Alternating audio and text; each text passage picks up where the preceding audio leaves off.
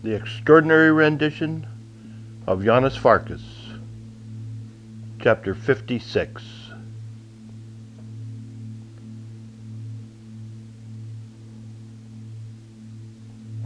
Where was Ein? Where the hell was Ein? She was not there when he got back.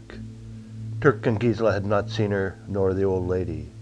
Her small suitcase, the few things in it and the few things unpacked, was still there. Spencer looked through them. No diamond, no nothing to indicate anything. It was already dusk. Where the hell was she? "We may be walking into a trap," he said. "Howard is acting strange. Be ready." Turk pulled the clip from his mini Uzi, checked the action, and reclipped it. "Jews make good guns," he said. Gisela's black leather jacket was tight, but not so tight that it betrayed the shape of her Beretta subcompact pistol. Spencer's own Browning was holstered at his back. Shoulder holsters hindered arm movements, and his Shelon hands were still his best weapon. "Watch out for the priest," he said. "He was following me today. I don't know why." "He carries a stiletto in his cassock. Right here," Turk said, touching the top of his thigh. "When he raises his hand, it is already out." "What about Ein?" Gisela asked. "I don't know," Spencer replied. "She's disappeared. Maybe it's for the best. When it comes to something like tonight, she's not really one of us. Maybe it's for the best." Spencer withdrew his own Browning and started fiddling with it, checking the clip, the safety, and the action. Things that had been done before and only needed doing again to give him time to think. He was glad that Ein had disappeared. She was the one part of the puzzle that never truly fit for him. She had been sprung on him in far Philistin when all the other parts that had been expected were falling into place. Howd, Turk, Gisela, Just Max, Colonel Abbas, Carpenter. They all were pieces of the puzzle that fit, but Ein, where did she fit? The plan had been in place for more than a year, and then in the last few weeks, she shows up. A random actor wandering through a play that is already on stage. Perhaps there was more to it than that, but he was glad she had disappeared because there was something about her that did not fit with the rest of them. She had an innocence, a gentleness, a fragile beauty that did not fit into their world, the world of lies and deceit, of terror and counterterrorism. Looking at them, he asked, "What do we know about the boat?" And then he answered his own question. "Not much." "I have met two of the bodyguards before," Turk said, "but they are very tight-lipped about it." "If we have time, I'm sure I could get on board and find out," Gisela said. "I hear Prince Fadil has an eye for the ladies. If not, then someone else close to him. I'm sure I could make it work." Spencer looked at her. He remembered her in the black dress at the reception and was damn sure she could make it work. "I am certain that whatever is going to happen tonight," Spencer replied. "Howd said he wanted to share his new plans with us. But why would we do it on the boat where his father and brother are? Why not at his hotel or somewhere secret? Why after midnight? No, tonight is the night. Howd's plans are in place. We just have to know where we fit into them. He wants us all there, but I think it's important that we keep separate. I'll meet with Howd and you two stay outside the room so that if anything happens we can back each other up." "Why are we even going, Janos, if you think Howd is up to something?" Gisela asked. "Because if he is, I am going to kill him. London, Paris, Copenhagen, and Madrid. We didn't do those things merely for Howd's entertainment. It was part of a master plan, a plan that would have made Howd one of the most powerful men in the world. We were part of that plan. We were going with him. We didn't get him this far so that he could shove us aside. If he thinks he can just let the curtain fall on this actor, then he's got another thing coming. Besides, maybe everything is on the up and up. Maybe the show is going on as planned. I don't know. All I know is that Far Philistin changed things. It changed me. It changed this. Who knows what else it changed? The lights went out for Mustafa just past the Lebanese border.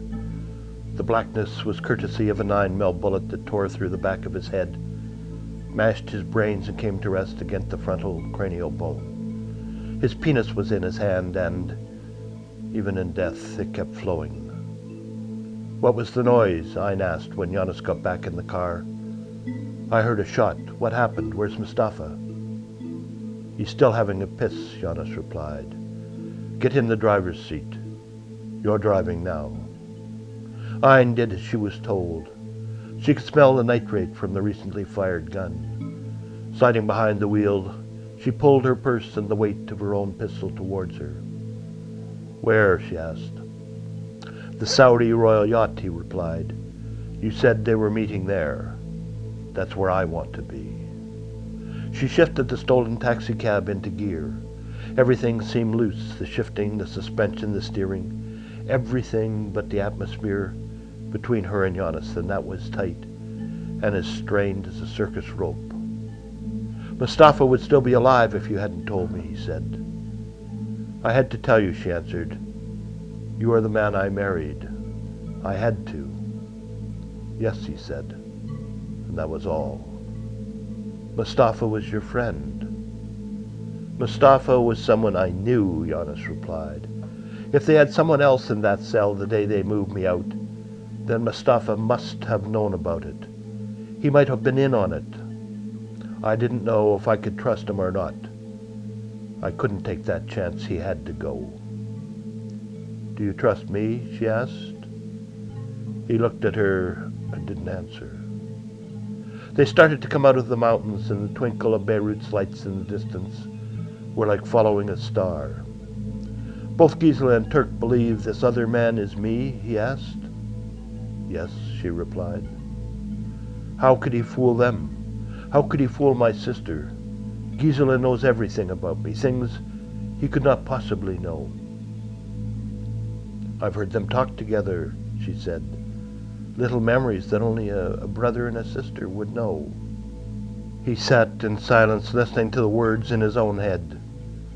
"I remember once when Gisela dared me to steal a pie from the widow Giondi's window. She was a rich bitch and hated kids. There were purple pie stains all over our faces when we got home, and we didn't get any desserts or sweets for 2 weeks. The thing about it was the rich bitch couldn't cook. The pie wasn't very good." That is what he had said to the men in the room, to the men beyond the mirrored wall. He had thought he was being clever. He thought he was talking for talk's sake, skirting the real questions, avoiding the real answers, saying nothing incriminating. And now he realized that he was telling them exactly what they were after, the things that would let him steal his identity. "I had a dog, and the dog's name was... My mother had a garden. What did she grow in it?" "Fool." "How did you know?" he asked her. "The bullet that missed your heart," she answered. "What?" he asked. "The bullet that missed your heart and left the little pea-sized scar on your back. The other man doesn't have one. I couldn't find it when I... She didn't go on, not knowing how to, not knowing if it was right to." He looked at her, and though his eyes had not changed, she knew that he knew. "Please," she said to him, "please trust me." And then she started to cry, and the tears she cried were as near to real tears as real tears could be, because that's what she knew how to do. The thump, thump, thump took out by surprise. Only when the whine of the turbo engine and the rhythmic whoop of the blades slicing through the air took over did he look up to the night sky. His father's helicopter rose from the yacht, paused for a second before tilting forward and heading out to sea.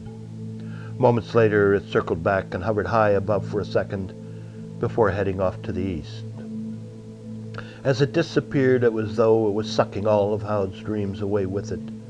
He told himself that his father, King Haakon, and his brother, Prince Fadil, would not be on it. Why would they be? The three of them were to meet in the king's rooms at midnight to discuss their wrap-up proposals for the end of the summit tomorrow morning.